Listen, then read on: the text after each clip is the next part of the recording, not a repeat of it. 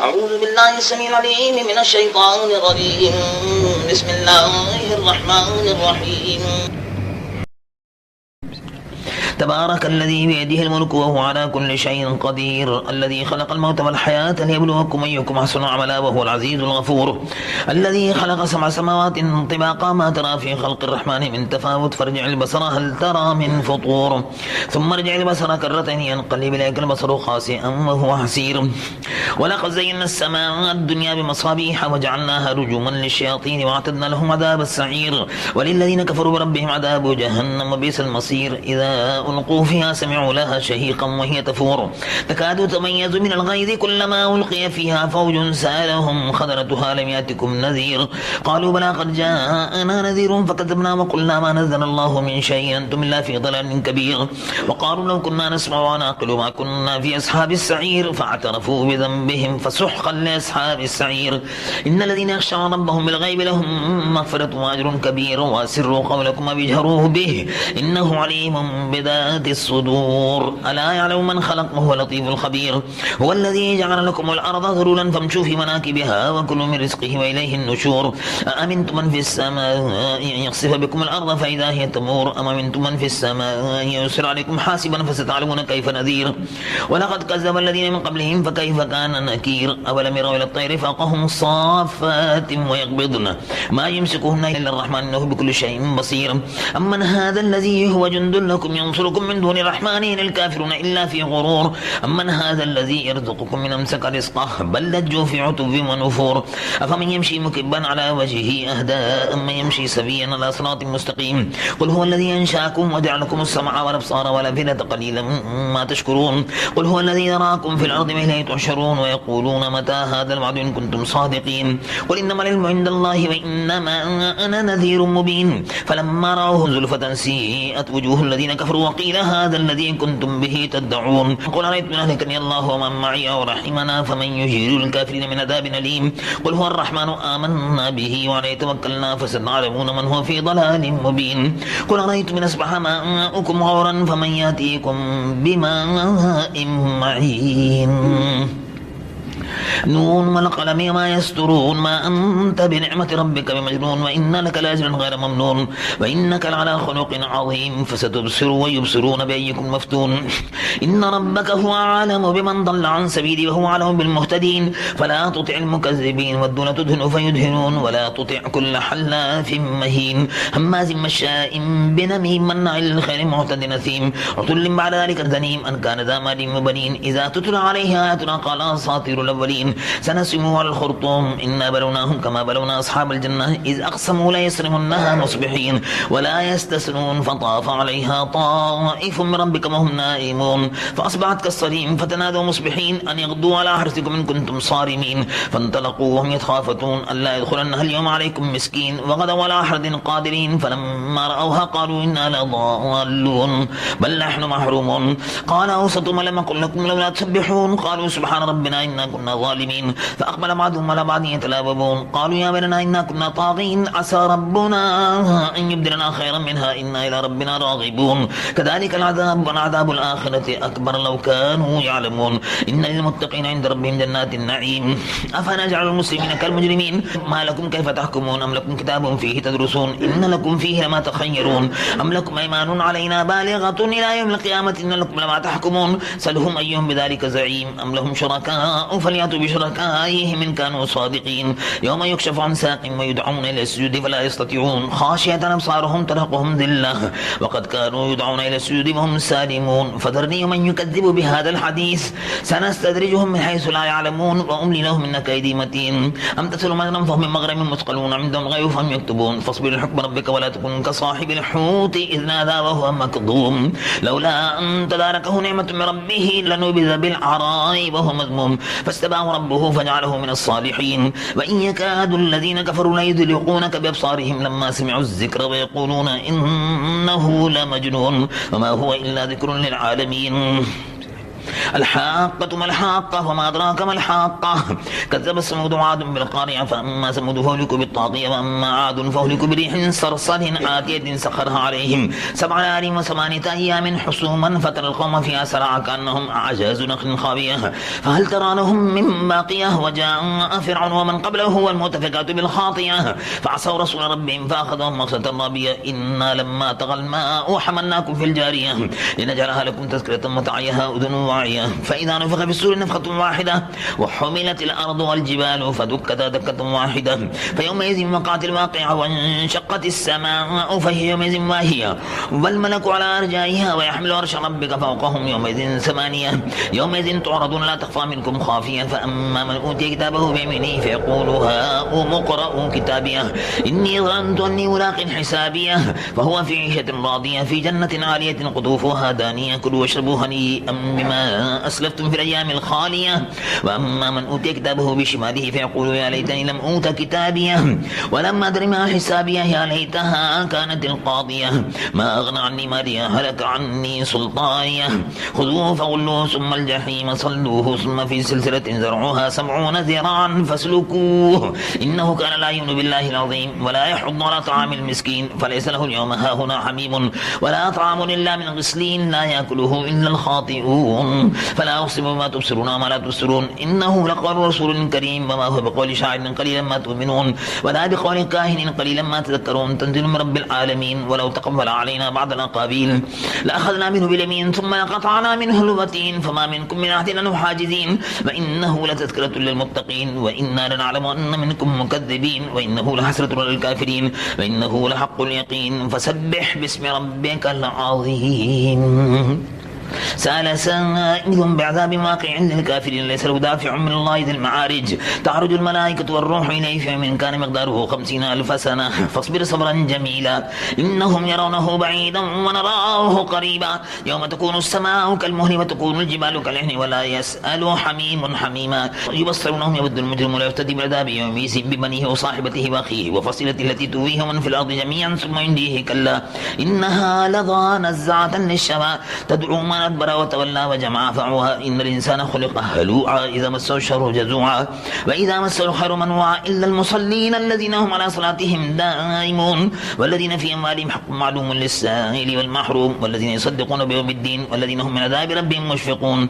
إن عذاب ربهم غير مأمون والذين هم لفروجهم حافظون إلا على أزواجهم أو ما ملكت أيمانهم فإنهم غير ملومين فمن ابتغى وراء ذلك فأولئك هم العادون والذين هم لأماناتهم وعهدهم راعون والذين هم بشهاداتهم قائمون والذين هم على صلاتهم يحافظون أولئك في جنات مكرمون فما للذين كفروا قبلك مهطعين عن اليمين وعن الشمال عزين أيطمع كل امرئ منهم أن يدخل جنة نعيم كلا إنا خلقناهم مما يعلمون فلا أقسم برب المشارق والمغارب إنا لقادرون على أن نبدل خيرا منهم ما نحن مسبوقين فذرهم يخوضوا ويلعبوا حتى يلاقوا يومهم الذي يوعدون يوم يخرجون من الأجداث سرعا كأنهم لا نصب يوفضون خاشعة أبصارهم ترهقهم ذلة ذلك اليوم الذي كانوا يوعدون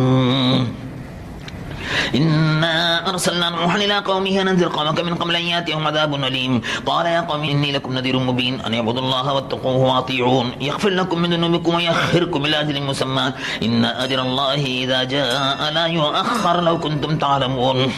قال رب إني دعوت قومي ليلا ونهارا فلم يزدهم دعائي إلا فرارا وإني كلما دعوتهم لتغفر لهم جعلوا أصابعهم في آذانهم واستغشوا ثيابهم وأسروا واستكبروا استكبارا ثم إني دعوتهم جهارا ثم إني أعلنت لهم وأسررت لهم إسرارا فقلت استغفروا ربكم إنه كان غفارا يرسل السماء عليكم مدرارا ويمددكم بأموال وبنين ويجعل لكم جنات ويجعل لكم أنهارا ما لكم لا ترجون لله وقارا وقد خلقكم أطوارا ألم تروا كيف خلق الله 7 سماوات طباقا وجعل القمر فيهن نورا وجعل الشمس سراجا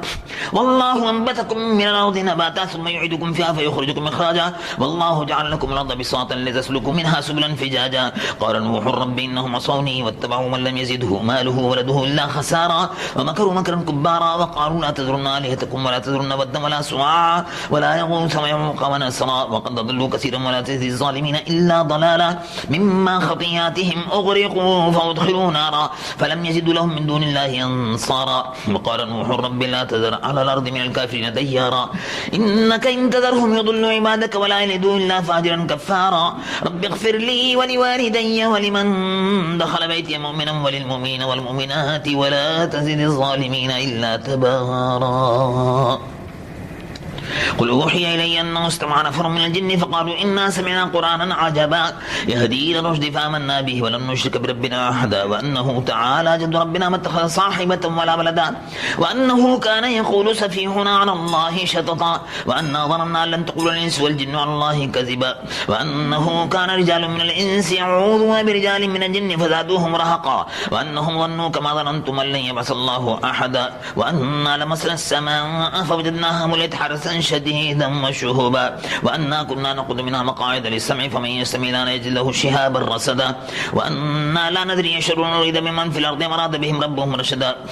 وأنا منا الصالحون ومنا دون ذلك كنا طرائق قددا وأنا ظننا لن نعجز الله في الأرض ولن نعجزه هربا وأنا لما سمعنا الهدى آمنا به فمن يؤمن بربه فلا يخاف بخسا ولا رهقا وأنا منا المسلمون ومنا القاسطون فمن أسلم فأولئك تحروا رشدا وأما القاسطون فكانوا لجهنم حطبا وأن لو استقاموا على الطريقة لأسقيناهم ماء غدقا لنفتنهم فيه ومن يعرض عن ذكر ربه يسلك عذابا صعدا وأن المساجد لله فلا تدعوا مع الله أحدا وأنه لما قام عبد الله يدعوه كادوا يكونون عليه لبدا قل إنما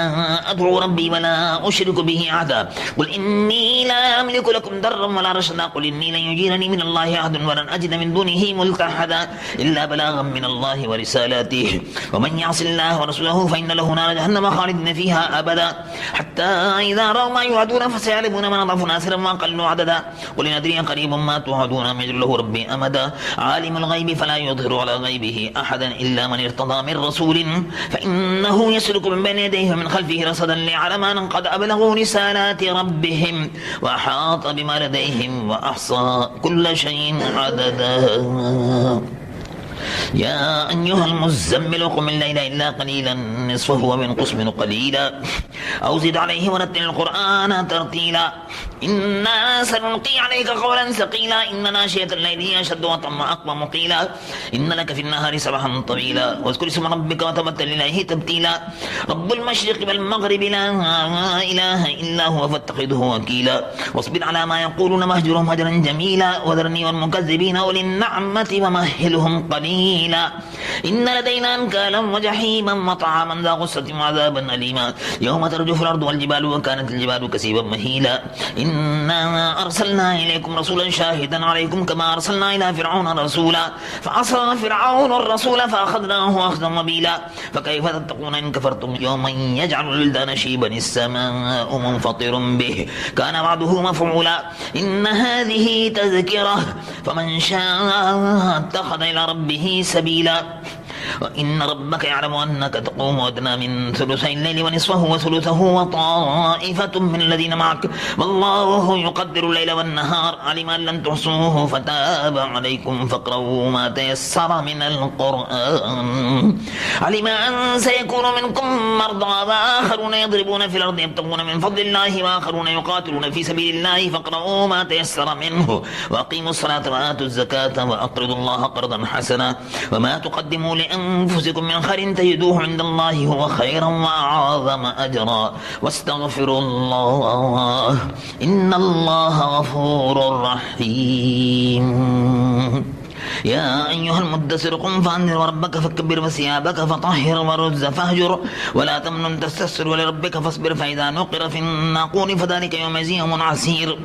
على الكافرين غير يسير ذرني ومن خلقت وحيدا وجعلت له مالا ممدودا وبنين شهودا ومهدت له تمهيدا ثم يطمع ونزيد كلا إنه كان لآياتنا عنيدا سأرهقه صعودا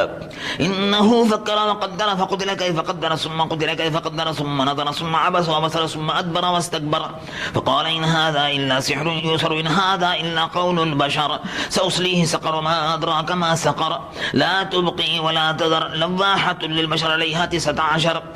وما جعلنا أصحاب النار إلا ملائكة وما جعلنا عدتهم إلا فتنة للذين كفروا ليستيقن الذين أوتوا الكتاب ويزداد الذين آمنوا إيمانا ولا يرتاب الذين أوتوا الكتاب والمؤمنون ولا يقول الذين في قلوبهم مرض والكافرون ماذا أراد الله بهذا مثلا كذلك يضل الله من يشاء ويهدي من يشاء وما يعلم جنود ربك إلا هو وما هي إلا ذكرى للبشر كلا والقمر والليل إذا أدبر والصبح إذا أسفر إنها لإحدى الكبر نذيرا للبشر لمن شاء منكم أن يتقدم أو يتأخر كل نفس بما كسبت رهينة إلا أصحاب اليمين في جنات يتساءلون عن المجرمين ما سلككم في سقر قالوا لم نكن من المصلين ولم نكن نطعم المسكين وكنا نخوض مع الخائضين وكنا نكذب بيوم الدين حتى آتانا اليقين فما تنفعهم شفاعة الشافعين فما لهم عن التذكرة معرضين كأنهم حمر مستنفرة فرت من قسورة بل يريد كل امرئ منهم أن يؤتى صحفا منشرة كلا بل لا يخافون الآخرة كلا إنه تذكرة فمن شاء ذكره وما يذكرون إلا أن يشاء الله هو أهل التقوى وأهل المغفرة لا أقسم بيوم القيامة ولا أقسم بالنفس اللوامة أيحسب الإنسان أن لن نجمع عظامه بلى قادرين على أن نسوي بنانه بل يريد الإنسان ليفجر أمامه يسأل أيان يوم القيامة فإذا برق البصر وخسف القمر وجمع الشمس والقمر يقول الإنسان يومئذ أين المفر كلا لا وزر إلى ربك يومئذ المستقر ينبأ الإنسان يومئذ بما قدم وأخر بل الإنسان على نفسه بصيرة ولو ألقى معاذيره لا تحرك به لسانك لتعتدى به إن علينا جمعه وقرآنه فإذا قرأناه فاتبع قرآنه ثم إن علينا بيانه كلا بل تحبون العاجلة وتذرون الآخرة وجوه يومئذ ناظرة إلى ربها ناظرة ووجوه يومئذ باصرة تظن أن يفعل بها فاقرة كلا إذا بلغت التراقي وقيل من راق وظن أنه الفراق والتفت الساق بالساق إلى ربك يومئذ المساق فلا صدق ولا صلى ولكن كذب وتولى ثم ذهب إلى أهله يتمطى أولى لك فأولى ثم أولى لك فأولى أيحسب الإنسان أن يترك سدى ألم يكن نطفة من مني يمنى ثم كان علقة فخلق فسوى فجعل منه الزوجين الذكر والأنثى ليس ذلك بقادر على أن يحيي الموتى هل أتى على الإنسان حين من الدهر لم يكن شيئا مذكورا إنا خلقنا الإنسان من نطفة أمشاج نبتليه وجعلناه سميعا بصيرا إنا هديناه السبيل إما شاكرا وإما كفورا إنا أعتدنا للكافرين سلاسل وأغلالا وسعيرا إن الأبرار يشربون من كاس كان مزاجها كافورا عينا يشرب بها عباد الله يفجرونها تفجيرا يوفون بالنذر ويخافون يوما كان شره مستطيرا ويطعمون الطعام على حبه مسكينا ويتيما وأسيرا إنما نطعمكم لوجه الله لا نريد منكم جزاء ولا شكورا إنا نخاف من ربنا يوما عبوسا قمطريرا فوقاهم الله شر ذلك اليوم ولقاهم نظرة وسرورا وجزاهم بما صبروا جنة وحريرا متكئين فيها على الأرائك لا يرون فيها شمسا ولا زمهريرا ودانية عليهم ظلالها وذللت قطوفها تذليلا ويطاف عليهم بآنية من فضة وأكواب كانت قوارين من فضة قدروها تقديرا ويسقون فيها كاسا كان مزاجها زنجبيلا عينا فيها تسمى سلسبيلا ويطوف عليهم ولدان مخلدون إذا رأيتهم حسبتهم لؤلؤا منثورا وإذا رأيت ثم رأيت نعيما وملكا كبيرا عليهم ثياب سندس خضر واستبرق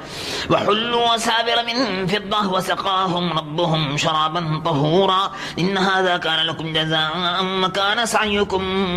مشكورا إنا نحن نزلنا عليك القرآن تنزيلا فاصبر حكم ربك ولا تطع منهم آثما وكفورا واذكر اسم ربك بكرة واصيلا ومن الليل فاسجد له وسبحه ليلا طويلا إن هؤلاء يحبون العاجلة ويذرون وراءهم يوما ثقيلا نحن خلقناهم وشددنا أسرهم وإذا شئنا بدلنا أمثالهم تبديلا إن هذه تذكرة فمن شاء اتخذ إلى ربه سبيلا وما تشاءون إلا أن يشاء الله إن الله كان عليما حكيما يدخل من يشاء في رحمته والظالمين أعد لهم عذابا أليما والمرسلات عرفا فالعاصفات عصفا والناشرات نشرا فالفارقات فرقا والملقيات ذكرا عذرا ونذرا إنما توعدون لواقع فإذا النجوم طمست وإذا السماء فرجت وإذا الجبال نسفت وإذا الرسل عقدت لأي يوم أجلت ليوم الفصل وما أدراك ما يوم الفصل وليوم المكذبين ألم نهلك الأولين ثم نتبعهم الآخرين كذلك نفعل بالمجرمين وليوم المكذبين ألم نخلقكم من ماء مهين فجعلناه في قرار مكين إلى قدر معلوم فقدرنا فنعم القادرون وليوم المكذبين ألم نجعل الأرض كفاة أحياء وأمواتا وجعلنا فيها رواسي شامخات وأسقيناكم ماء فراتا وليوم المكذبين انطلقوا إلى ما كنتم به تكذبون انطلقوا إلى ظل ذي ثلاث شعب لا ظليل ولا يغني من اللهب إنها ترمي بشرر كالقصر كأنه جمالة صفر وليوم المكذبين هذا يوم لا ينطقون ولا يؤذن لهم فيعتزلون وليوم المكذبين هذا يوم الفصل جمعناكم والأولين فإن كان لكم كيد فكيدون وليوم المكذبين إن المتقين في ظلال وعيون وفواكه مما يشتهون كلوا واشربوا هنيئا بما كنتم تعملون إنا كذلك نجزي المحسنين وليوم المكذبين كلوا وتمتعوا قليلا إنكم مجرمون وليوم المكذبين وإذا قيل لهم اركعوا لا يركعون وليوم المكذبين فبأي حديث بعده يؤمنون.